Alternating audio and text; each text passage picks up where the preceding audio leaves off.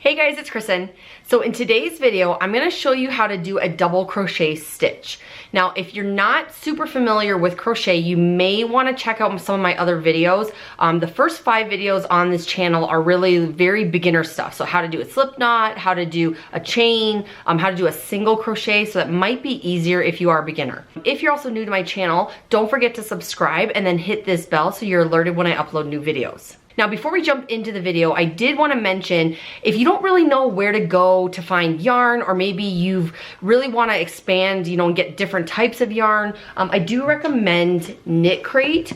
So this is not a paid ad or anything like that. They did send me a couple of their boxes just to test out and see if I like the yarn, and I actually really do. So this is a monthly subscription, and you get 2 bundles every single month, but it also comes with a card that gives you a project you can do with that yarn if you would like to. It tells you who came up with the idea, and it gives you the directions, and then you also get like coupon codes. But anyways, I'll leave all the information below of where you can get a KNITCRATE and the links and all that stuff, as well as all those beginner videos if you're not super familiar with crochet. But let's jump right into the video, and I will show you how to do double crochet stitch if you want to make a scarf also, with adding fringe as an option. So to start this project, we're obviously going to need some yarn. In today's video, I'm going to be using Simply Soft, but not this color, just because the color I'm using is a little bit better on camera. The other one you can use is Red Heart. The difference is obviously this is a little bit softer, so if you're making something that's going to be on your skin, this might be better, but this is still really soft as well. So if you take your yarn and you kind of rotate it, you'll be able to see some information on here. And the main thing we're looking for is the hook size. So if you look right here, it's kind of saying 5mm or 5.5. So really either one of these would be fine.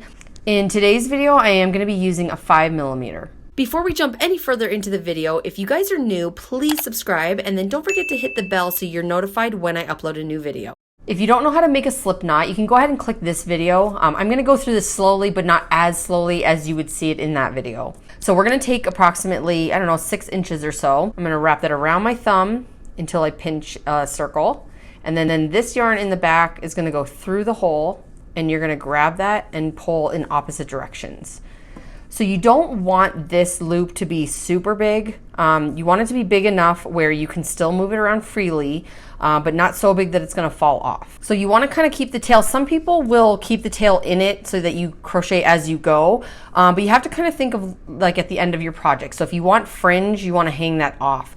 Also, I personally leave it off because I wanna be able to weave it in and out of my project when I'm done. So I'm gonna leave mine off, and I'm just gonna focus on the main yarn. So now what we're gonna do is you're gonna grab the yarn. There's multiple different ways to do this, but how I was taught is to put your hand kind of out like a 5. I'm gonna wrap this around my pinky, and then I'm gonna rotate my hand this way and put my pointer finger under. And now I'm gonna use my middle finger and my thumb to hold this. So this is kind of how I hold my yarn. So again, hand palm up, around my pinky, flip your hand, and then put your pointer finger under. And now I'm gonna pinch it with my middle finger and my thumb. So tension's gonna be key. If this gets really loose like this, you're gonna have a really difficult time. So just make sure you're constantly adjusting that so that this right here is snug. So to do our double crochet, we first need to do a chain. So we're going to hook and pull that through the hole. You're going to hook, turn it down, pull it through the hole, and back up. So hook, flip it down, pull it back through, and back up. And honestly, I would just practice this if this is new. I would just practice this for a while. There are going to be 2 more videos in my description on how to do a chain and how to do slip knots and things like that. So all the beginner stuff. There's also going to be one in there on how to do a single crochet, which you may want to do before you watch this video. So really, the amount of change you're doing is going to be for your project how big you want it to be. So if we're doing a scarf, this is going to be the width of the scarf. And then as we crochet, that will be the length. So just depending on how wide you want your scarf to be is how many chains you'll want to do, plus 2 chains. So right now I have 15.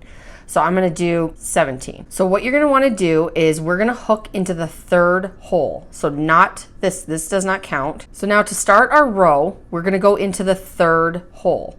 So not including the one that it's on, you can kind of see the V's, the base. So the base of that is 1, 2, 3. So I'm going to hook this, put it into that base of that third one, and then you're gonna hook the yarn again and pull it back through. So you should have 3 on your hook like this. So now I'm going to hook this again, and we're just gonna pull it through the first 2. Oops, sorry, I'm going really slow here. And then we're gonna hook it and go through the second 2, or the last 2. So that's our first post. So now you're gonna do this over and over and going into each base of the chain you did. So we're gonna hook and go into the very next one until it comes out the other side, and then you'll hook that and pull it back through, so you have 3. So now hook through the first 2, and then hook through the last 2. So let me do that slow again. So you're gonna hook, go into the next hole until it comes out the other side, then we're gonna hook it and pull it back through the hole, so you should have 3. Now you're gonna hook and go through the first 2, hook, go through the last 2. So I am gonna let you know this first row is gonna be, if you're new at this, is gonna be a nightmare. You have nothing to hold on to, so don't get frustrated. It may not look like this if you're a beginner. Just keep going with it. So let me show you this again. We're going to see, now my tension's too loose. So we're gonna hook and go through the very next hole until it comes out the other side. Then you're gonna hook it and pull it back through that same hole. Now we're gonna hook and go through the first 2. And if you notice, I'm holding this like pretty much right under the loops. That really helps with control. Then you hook and go through the last 2. Okay. If you are just holding this like this, like watch how I try to do this. So, I mean, I have experience, so I can probably do it, but it's a lot more flimsy. And like now I'm getting stuck, and you really have like not very much control. Like I'm having a really hard time with this. So it's really important that you use your pointer finger and your middle finger and your thumb for control. So I'm holding this right at the base. When I hook it and push that through, and then we're gonna go back through the same hole. Now, as soon as I have it like this, I'm gonna hold this really tight right at the bottom of them so I have full control over everything. And we're gonna hook and go through the first 2, and hook and go through the second or the last 2. Now that one you can see is a little bit different. It's got a little bit of a stretch there, but as you keep going, it'll pull it down. So I'm gonna keep doing this until I get to the end, and then I will show you how to flip your work and start the next row.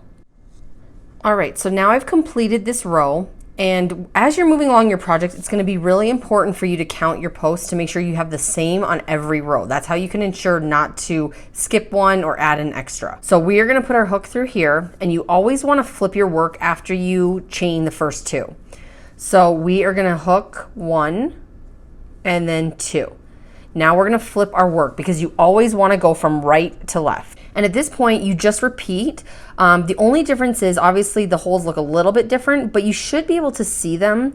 So if I hold it like this, you can kind of see there's one here, here, here, here. So it's hard to see, but once you get used to it, it's very easy to find them. So I'm gonna hook this, and we're gonna go right into the base of, it's right at the bottom of your first one. So this is where you can see it, okay? It's right there. So if you're stuck, just pause the video so you can see where it is. So right there. We're gonna hook and go into this first hole till it comes out the other side. Then you're gonna hook and pull it back through that same hole. And here I'm holding my fingers at the base. Then you're gonna go through the first 2 and the last 2. Okay, so now you've just done the exact same thing you just did for all the other ones. It's just on a new row. So let me do that again. We're gonna hook, and now you're gonna go through, this is the one where it's in between these 2 bumps, more or less. Okay, and then when it comes through the other side, you pull it right back, hold the bottom, and then we're gonna go through the first 2 and the second 2.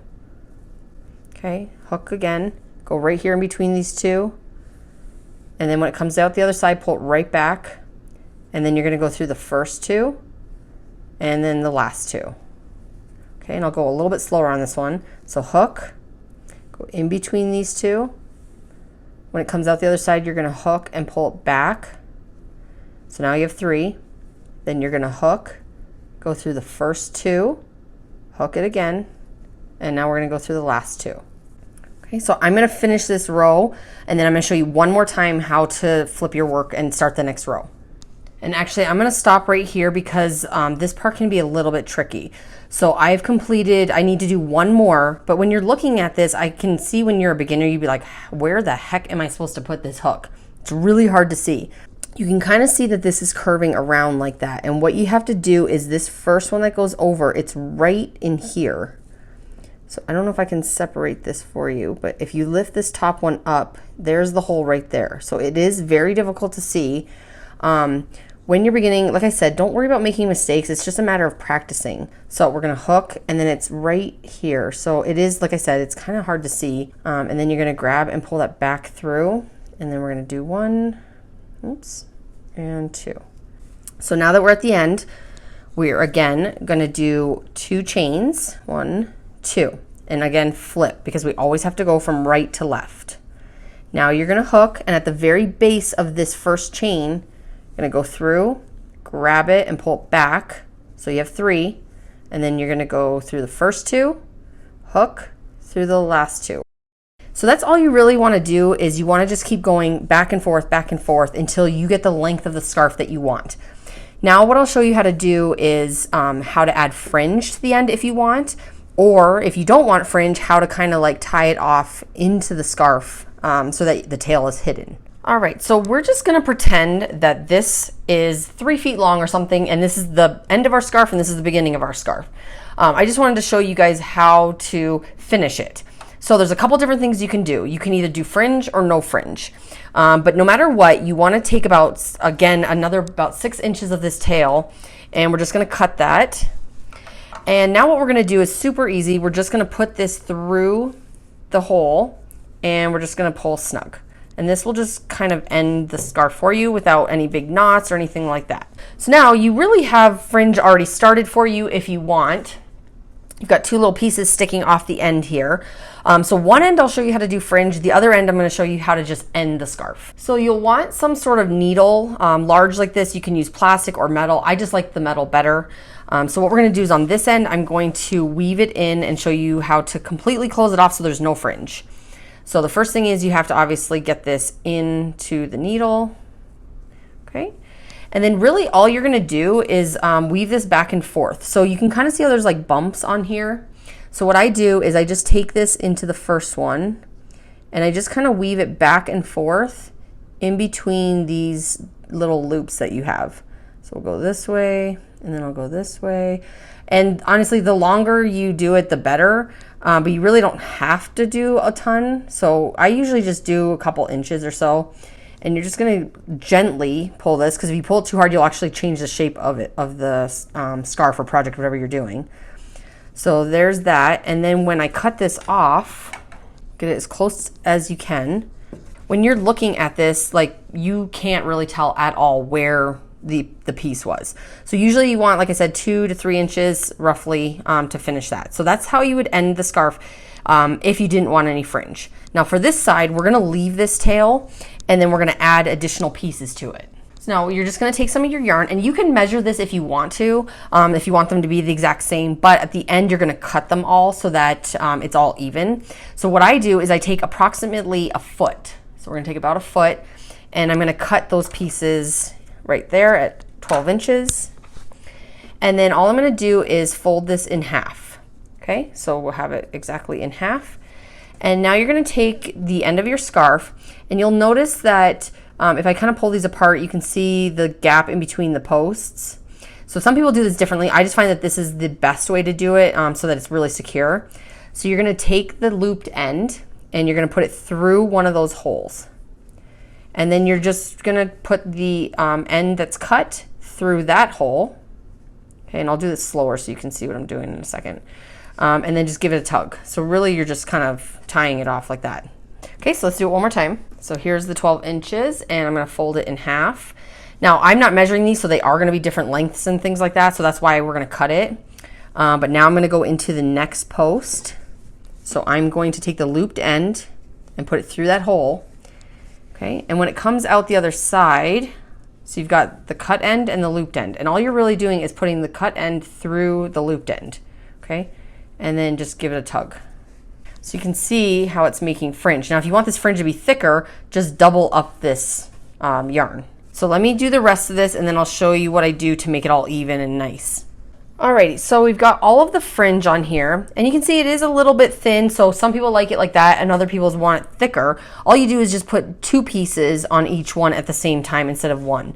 Even with me trying to measure it a little bit, you can see the ends are totally different. What ends up happening sometimes is when you loop it through, you might pull one side more than the other. So even if you do measure it, you're still gonna have to cut it.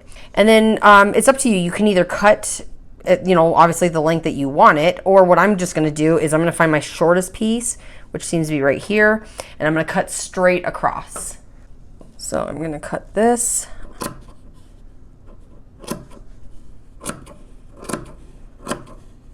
And then obviously you might have to adjust a couple pieces here and there. So this side's just a little bit longer. There we go. So that's how you do a double crochet stitch with the option of fringe. Alright guys, so that's it for today's video. I really hope you found this helpful. If you have any questions at all, feel free to leave those in the comments below. If you like this video, please give me a thumbs up, and then don't forget to subscribe and hit this bell so you're alerted when I upload a new video. And I'll talk to you later.